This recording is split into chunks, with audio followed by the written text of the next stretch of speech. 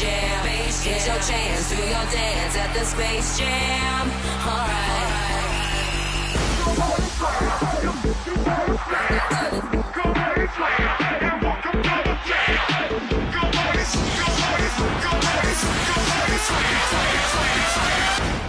Welcome to...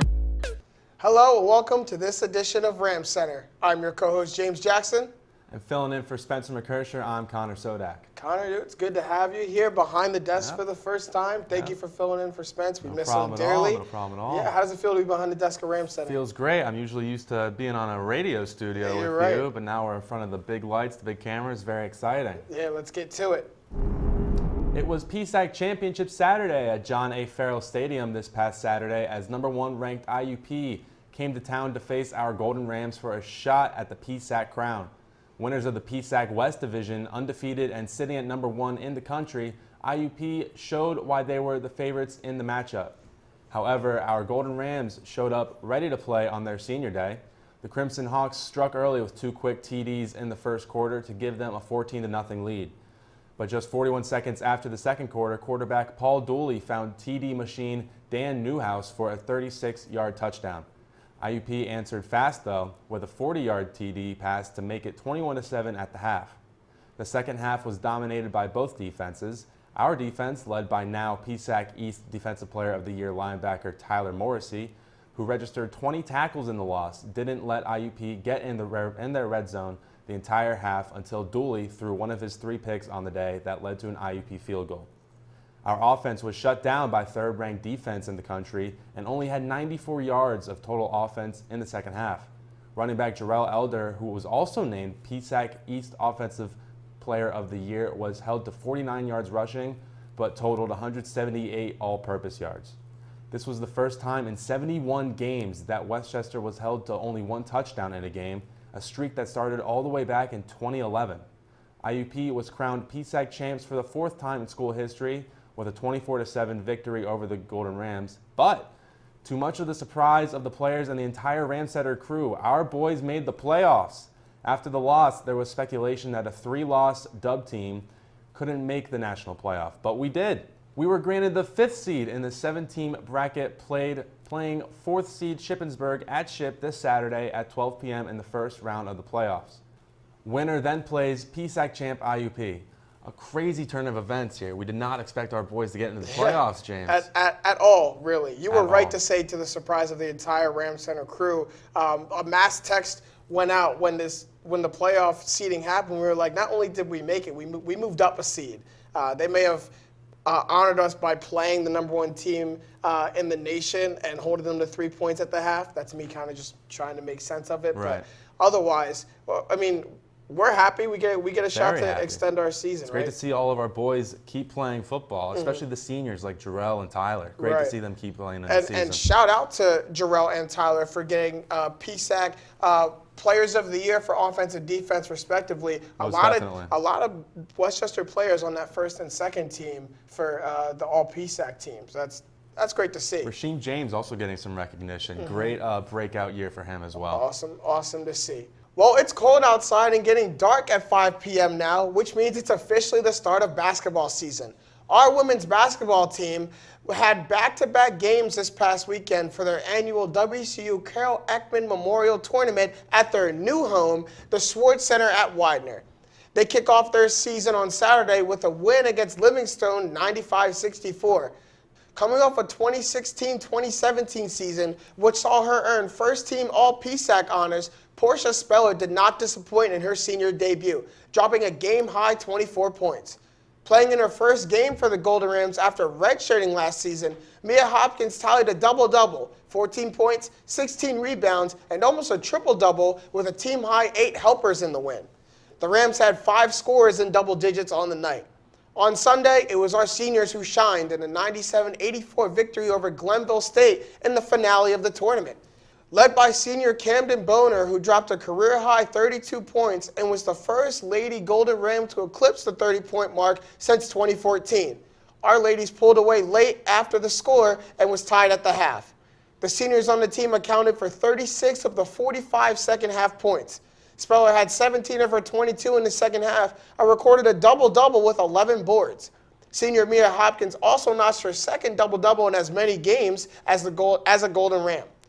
The ladies get back in action this week with 2 early PSAC matchups, Gannon on Saturday and Clarion on Sunday. And Connor, you're going to talk to the Lady Golden Rams later in the season, but right now they're off to a very strong start. Great to see them with a 2-0 start, and just so many seniors returning. I mean, such a strong team they have, and they look to be going pretty far in the PSAC division this year. Well, they were pre-reason ranked second, which we talked about on the show a couple episodes ago. Right. And compared to the men's team, who saw a lot of seniors leaving, they see a lot of seniors returning. Do you think that is in part why they're having such a strong start? Oh, most definitely. You see these girls play together for now 4 years, especially with the red shirt coming back in it. And Coach Wooden, Kira Wooden, said that these 3 was definitely the core of the team, and they will take the brunt of the responsibility on what happens this season. Well, it looks like they're willing to, and it looks like they're doing a great job early. They really are. All right, so we send it over to Tyler, who's in studio with a member of our swim team.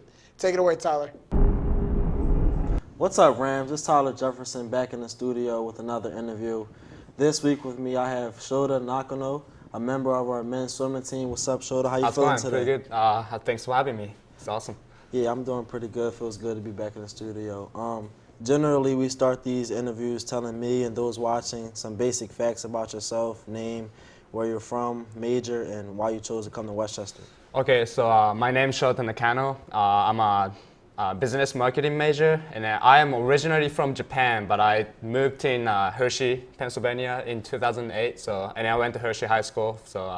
And then I'm actually a transfer from Indian River State College, which is located in Florida. Right. And I chose here because, basically swimming goes well too. But my friend goes here, and then I had the friend kind of helping me backwards. Yeah, that's always always good to have someone to guide you. How do you like it over here in the It's States? awesome. It's actually, I like the smaller campus-wise. I mean, I always wanted to go to D1 school and everything like that, but it's nice to stay here because everything's close. And the first day of classes, I know which building to go to and everything like that. So the transition was pretty D1 easy. schools are pretty crazy. How long have you been swimming for? I started competing when I was the age of 6. So you've been in it's it for been a a long while. time. Yeah. No, it was a long off season for you guys. How does it feel to be back in action, back swimming? It's great. Actually, we have a lot of freshman class that very, very fast this year. So it's looking good for the team and everything. Yeah, that's good. That. And they're gonna have a long career ahead of them. So it's early in the season, and you were fortunate enough to earn PSAC, swimming athlete of the week. How you feel about that? It's great. It's it's something that a lot of people can't get it. Right. So it feels good to be nominated to one of them. Yeah, I know that's a great accomplishment. How do you feel? How do you plan to continue your success going forward? Just trusting my coaches, my just everyday practices, just pushing each other as a teammates and everything like that, and we'll have a great year. Teamwork is very important. What are some personal and team expectations you have for this season? So for the personal wise, I would like to make a top 8 in nationals, and then last season I went to national as well, but I only went for the relay, not for my individual. And then it's nice to be at the nationals where you get to compete and everything like that, but it also hurts you inside when you are standing on the pool deck watching your event going on when you're not swimming. So that kind of gave me a heat to go at swimming and everything like that. Now you're motivated. You got a purpose. You definitely want to get back to nationals. Yeah, definitely. It'll be nice to be in the top 8, sneak it in. That would be the best for my last year for the swimming. Westchester supporting you. That's all we have for today, folks. Thank you, Soda, for coming out. No problem. Thanks for having me. I wish you the best of luck going Thanks forward. so much. Thank you, Tyler, with a great interview from one of the leaders of our swim team. Our men's soccer team got a huge win in the second round of the NCAA tournament this past weekend with a revenge win against PSAC foe East Stroudsburg. ESU upset our Golden Rams in PKs in the second round of the PSAC tournament just a week before, which gave WCU their first loss in PSAC play all season. This time for the national tournament, our boys didn't let the game get to PKs as senior Brett Glasgow scored in the 106th minute to give Westchester the 2-1 win and their first win in the NCAA tournament since 1967. After falling down 1-0 after a PK goal from ESU, sophomore Brett Miller scored off the assist from Glasgow to tie the game at 1 with just 7 minutes to play. Goalkeeper Matt Palmer got his 13th win of the season, tying goalkeeper Andrew Schaefer for the most wins in a single season as a goalkeeper. Our Golden Rams now head to Charleston, West Virginia to face the top-seeded University of Charleston after 3 of our players were named D2 CCA All-Atlantic Region: Tim French, Kyle Hoops, and Matt Palmer.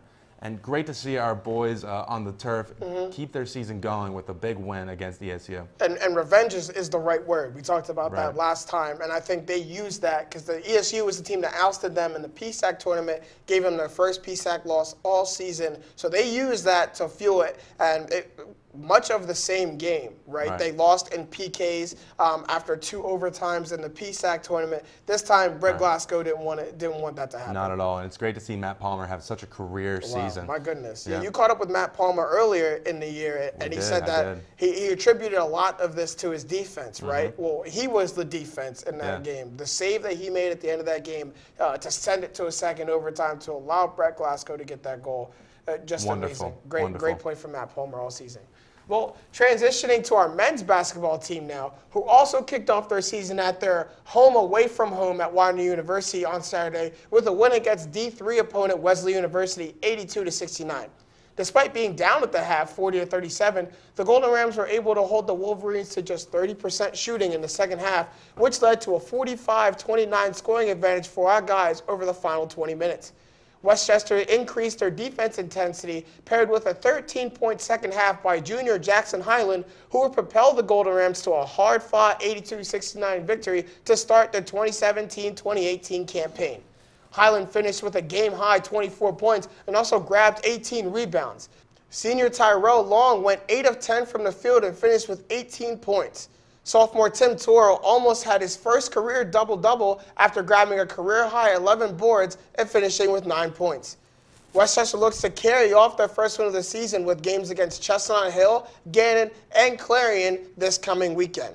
And Connor, after our girls went and dominated games, our boys went and dominated games. Now, it was against a D3 opponent, so you can't get too hyped, but it's just great to look at the start of the 2 basketball teams. Looking at the men now. It's wonderful, and it's a lot of good things to come this season, and a lot of high expectations as well. Right, and we talked about how with them losing all their senior leadership, that there's going to be guys from last year who aren't stepping into a senior role, but are stepping into a leadership role, and Jackson Highland's one of them, and he showed that early in the season with his scoring ability. Yeah, definitely. A lot of scoring lost with the seniors all graduating, but that opens up new opportunities for new players, and it'll be exciting to see who steps up this season. That's right.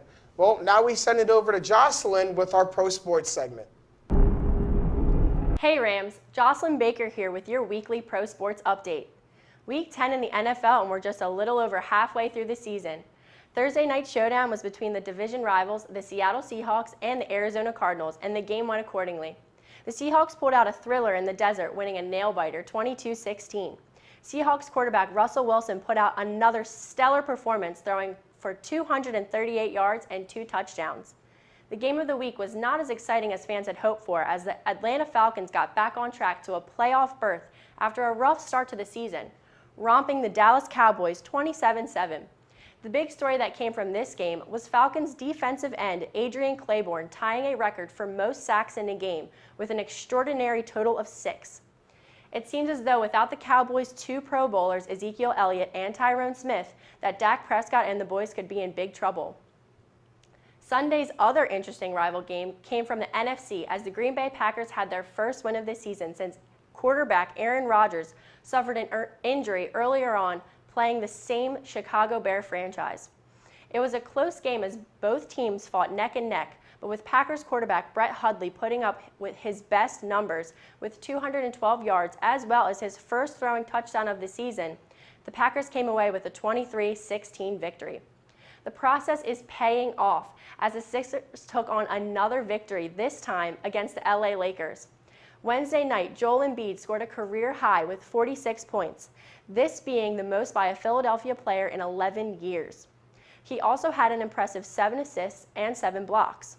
Rookie guard Ben Simmons is also playing an incredible season, just barely missing a triple-double with 18 points, 10 assists, and 9 rebounds. The Sixers put on a show, winning 115-109. Madison Square Garden looked more like a WWE ring Monday night as the Cleveland Cavaliers played against the New York Knicks. LeBron James was pushed and shoved all over the court, even benched by his coach for fouls and altercations. But if you thought that this would stop the King, you are out of your mind. James put up the fight, scoring 23 points, 12 assists, and 9 rebounds, setting Cleveland up for a win, 104-101.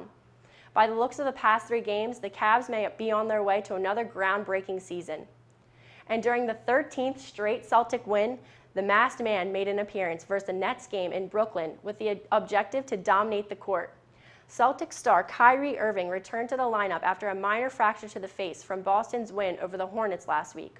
The mask was in no way distracting to Irving, who scored 25 points, adding to Celtics' Marcus Morris's 21 points and Jason Tatum's 19. The Nets' leading scorer, D'Angelo Russell, is still unable to play due to a bruised knee, which could be a factor in Tuesday night's loss. The score 109-102. That's all for this weekend's pro sports. Here at RamCenter, I'm Jocelyn Baker. Over to Sarah with This Day in Sports. On this day, November 10th, in 1957, Celtic Bill Russell sets NBA record of 49 rebounds. Celtics pushed through that game and beat Philadelphia 111-89. Also, on November 10th, 2003, Lionel Messi made his official debut for FC Barcelona in a friendly match against Porto in Portugal. 14 years later, look at how far he's come. With This Day in Sports, I'm Sarah Schwartz. Connor and James, back to you. Thanks, Sarah. A crazy 49 rebounds for Bill Russell. I can't explain that. I really can't explain it. We struggle to get 20 rebounds in today's NBA. I really couldn't fathom someone this day and age being that dominant on the inside, right? And then her other end of This Day in Sports, Lionel Messi, right? What Unbelievable. What more you could say? But it's been 14 years already. 14 years. I feel so old. We were just talking about that. Isn't that crazy? Well, Unbelievable. Just a world-renowned soccer player, so much respect, and he's not done, right? Not done at all. Maybe making a run at this Not World done Cup. at all. Maybe. We'll see what happens. We'll see what happens.